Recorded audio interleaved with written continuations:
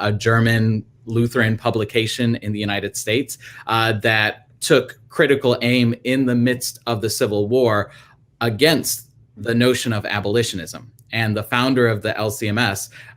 wrote that we therefore maintain that abolitionism is a child of unbelief and its unfolding, and a brother of modern socialism and communism.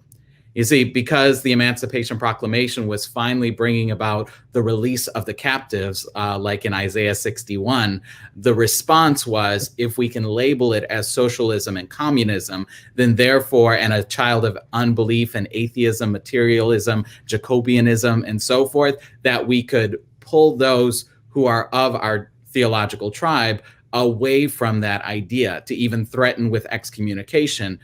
for those sorts of things. And so having an intellectual discussion about the contours of critical race theory or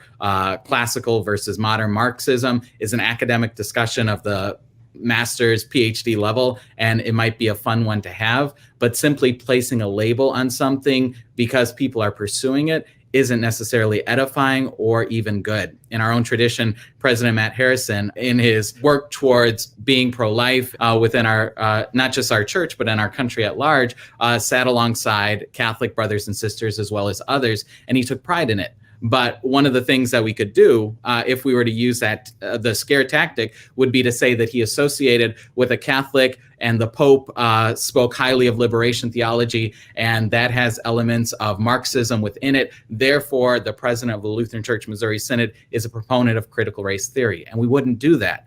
We create all these connections and links, but the reality is we need to address people where they are and as they are. And if we are seeking criminal justice reform, we look at the issues without placing labels. And I think that's been a common refrain, but if we simply label the scare tactic as a scare tactic and say, can we have a conversation person to person, it might be able to move away from some of these theories or isms that we like to throw around.